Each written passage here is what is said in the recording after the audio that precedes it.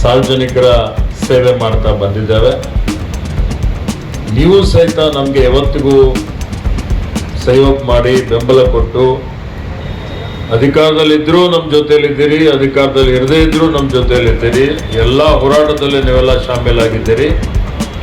ಮತ್ತು ಇಲ್ಲಿವರೆಗೆ ನಾವು ಏನಾದರೂ ಸಾಧನೆ ಮಾಡಿದ್ದೇವೆ, ಸೇವೆ ಮಾಡಿದ್ದೇವೆ, ಈ ಒಂದು ಮಟ್ಟಕ್ಕೆ ಬಂದಿದ್ದೇವೆ ಅಂತ ಹೇಳಿದರೆ ಅದಕ್ಕೆಲ್ಲ ಭದ್ರವಾದಂಥ ಬುನಾದಿ ಹಾಕಿದ್ದಂಥವರು ನಮ್ಮ ಕಾರ್ಯಕರ್ತರು, ನಮ್ಮ ಮತದಾರರು ಮತ್ತು ನೀವೆಲ್ಲರೂ ಅನ್ನುವಂಥ ಮಾತನ್ನು ಬಯಸ್ತಾರೆ. ನಾನು ಈಗ 3ನೇ ಸಲ ಮಂತ್ರಿ ಆಗಿದ್ದೇನೆ. ಹಿಂದೆ 2016, 17, 18ರಲ್ಲಿ ಹೋರಾಟ ಸಚಿವನಾಗಿಯೂ ನಾನು ಸೇವೆ ಸಲ್ಲಿಸಿದ್ದೆ. ಆ ಸಂದರ್ಭದಲ್ಲೂ ನಮ್ಮ ಇಲಾಖೆಯಲ್ಲಿ ಬಹಳಷ್ಟು ಸುಧಾರಣೆಯನ್ನು ನಾನು ತಂದಿದ್ದೆ. ಅದಾದ್ಮೇಲೆ ಪ್ರದೇಶ ಕಾಂಗ್ರೆಸ್ ಸಮಿತಿಯ ಕಾರ್ಯಾಧ್ಯಕ್ಷನಾಗಿ ಸುಮಾರು 5 ವರ್ಷ, ಮೊದಲು ದಿನೇಶ್ ಗುಂಡೂರಾವ್ ಅವರು, ನಾನು ಒಬ್ಬನೇ ಕಾರ್ಯಾಧ್ಯಕ್ಷನಾಗಿದ್ದೆ. ಅದಾದ ಮೇಲೆ ಮಾನ್ಯ ಡಿ ಕೆ ಶಿವಕುಮಾರ್ ಅವರು ಪ್ರದೇಶ ಕಾಂಗ್ರೆಸ್ ಸಮಿತಿ ಅಧ್ಯಕ್ಷ, ಮಾನ್ಯ ಸಿದ್ದರಾಮಯ್ಯಜಿಯವರು ಮತ್ತು ಡಿ ಕೆ ಶಿವಕುಮಾರ್ ಅವರು ಅವರ ನೇತೃತ್ವದಲ್ಲಿ ನಾವು ಸಹಿತ ನಿಮ್ಮೆಲ್ಲರ ಸಹಕಾರದಿಂದ ಇವತ್ತು ಸುತ್ತಾಡಿದ ನಂತರ 3 ವರ್ಷ ಕೆಳಗಡೆ ನಮ್ಮ ಸರ್ಕಾರ ಅಧಿಕಾರಕ್ಕೆ ಬಂದಿದೆ. ಕಾಂಗ್ರೆಸ್ ಸರ್ಕಾರ ಅಧಿಕಾರಕ್ಕೆ ಬಂದು 3 ವರ್ಷ ಆಗಿದೆ.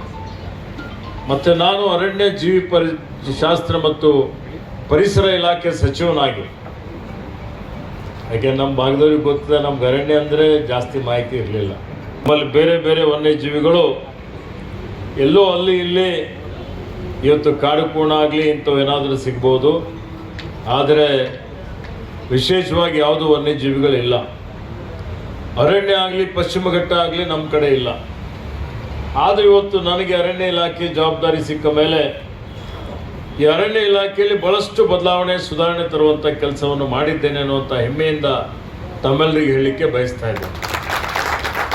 ಇವತ್ತು ಅರಣ್ಯ ಇಲಾಖೆಯಲ್ಲಿ ಹಿಂದೆಂದೂ ಆಗದ ರೀತಿಯಲ್ಲಿ ಅನೇಕ ಕಾರ್ಯಕ್ರಮಗಳನ್ನು, ಯೋಜನೆಗಳನ್ನು ಮಾಡಿ ಅರಣ್ಯ ಜಮೀನು ಉಳಿಸುವಂಥದ್ದು, ಒತ್ತುವರಿ ತೆರವು ಮಾಡುವಂಥದ್ದು, ಚಾರಣಕ್ಕೆ ಹೊಸ SOPಗಳನ್ನು ಜಾರಿಗೆ ತಂದಂಥದ್ದು, ಸಾವಿರಾರು ಎಕರೆ ಭೂಮಿ ಅರಣ್ಯ ಅಂತೇಳಿ ಹೇಳಿ ಇವತ್ತು ಸಂರಕ್ಷಿತ ಅರಣ್ಯ ಅಂತೇಳಿ ಹೇಳಿ ಮಾಡಿದಂಥದ್ದು. ಹೀಗೆ ಪರಿಸರ ಪ್ರಕೃತಿ ಉಳಿಸಬೇಕು, ಉಳಿದರೆ ಮಾತ್ರ ಮುಂದಿನ ಪೀಳಿಗೆ ಉಳಿತದೆ. ಇರುವಂಥ ಒಂದೇ ಭೂಮಿ ಆರೋಗ್ಯಕರವಾಗಿ ಮುಂದಿನ ಪೀಳಿಗೆಗೆ ಹಸ್ತಾಂತರ ಮಾಡಬೇಕು ಅನ್ನುವಂಥ ರೀತಿಯಲ್ಲಿ ಬ್ಯಾಂಗ್ಳೂರಿನಲ್ಲಿ ಸಹಿತ ಅನೇಕ ಬೃಹತ್ ಉದ್ಯಾನವನ, ವಿಶ್ವಗುರು ಬಸವಣ್ಣ ಉದ್ಯಾನವನ ಮಾಡಬೇಕು ಅಂತ ಒಂದು 250 ಕೋಟಿ ರೂಪಾಯಿ ಯೋಜನೆ ಹಾಕಿ ಈಗ ಅದಕ್ಕೆ ನಾವು ಶಂಕುಸ್ಥಾಪನೆ ಮಾಡಬೇಕಾಗಿದೆ. ಹೀಗೆ ಹಲವಾರು ಕಾರ್ಯಕ್ರಮಗಳು, ಯೋಜನೆಗಳು ನಮ್ಮ ಇಲಾಖೆಯಲ್ಲಿ ಮಾಡಿದ್ದಾರೆ. ಮತ್ತು ಈಗ ಇವತ್ತು ಹೊಸ ಜಾಬ್ ಶೆಟ್ಟಿ ಮಾತಾಡ್ತಾ ಇದ್ದೀನಿ. ಇವತ್ತಿನ ದಿವಸ ನಮಗೆ ಭಾಳ ಸಂತೋಷದ ದಿನ. ಸನ್ಮಾನ್ಯ ಶ್ರೀ ಈಶ್ವರ್ ಖಂಡ್ರೆಜಿಯವರಿಗೆ ಈ ಒಂದು DK ಅವರ ಕ್ಯಾಬಿನೆಟ್ನಲ್ಲಿ ಇವತ್ತೇ ಮಂತ್ರಿ ಸ್ಥಾನ ಸಿಕ್ಕಿದೆ.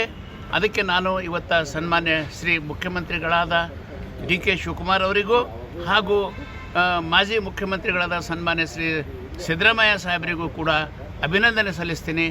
ಅದರ ಜೊತೆಗೆ ನಮ್ಮ ಸನ್ಮಾನ್ಯ ಈ ಕಲ್ಯಾಣ ಕರ್ನಾಟಕದ ಹಿರಿಯರು ಮಲ್ಲಿಕಾರ್ಜುನ್ ಖರ್ಗೆ ಸಾಹೇಬರಿಗೆ AICC ಅಧ್ಯಕ್ಷರಾಗಿ ಅವರು ಕೂಡ ಈ ಭಾಗಕ್ಕೆ ಒಂದು ನ್ಯಾಯವನ್ನು ಒದಗಿಸಿಕೊಟ್ಟಿದ್ದಾರೆ ಅಂತ ಅವರಿಗೂ ಕೂಡ ಈ ಸಂದರ್ಭದಲ್ಲಿ ಅವರಿಗೆ ಧನ್ಯವಾದ ನಾನು ಅರ್ಪಿಸ್ತೀನಿ.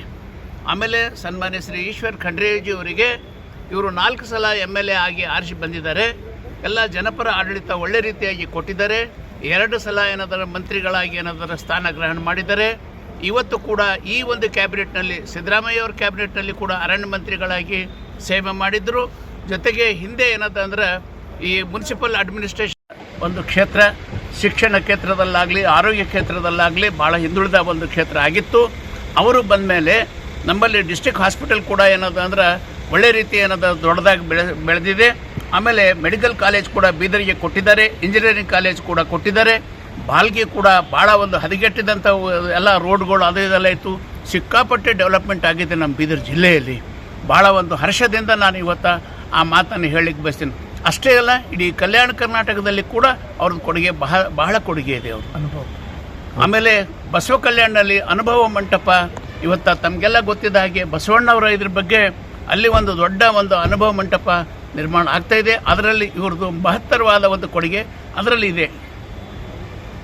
ಓಕೆ, ನಿಭಾಯಿಸುವಂಥ ಶಕ್ತಿ ಇದೆ, ಅಡ್ಮಿನಿಸ್ಟ್ರೇಟಿವ್ ನಾಲೆಜ್ ಇದೆ ಅವರಿಗೆ, ಭಾಳ ಅನುಭವಿಗಳಿದ್ದಾರೆ.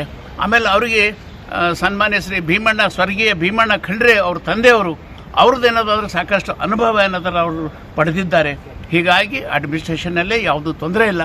ತಮಗೆ ಗೊತ್ತಿದ್ದ ಹಾಗೆ ಹಿಂದೆ ಮುನ್ಸಿಪಲ್ ಅಡ್ಮಿನಿಸ್ಟ್ರೇಷನ್ ಕೊಟ್ಟಿದ್ದಾಗ ಕೂಡ ಭಾಳ ಒಳ್ಳೆ ರೀತಿ ಕೆಲಸ ಮಾಡ್ಕೊಂಡು ಬಂದಿದ್ದಾರೆ.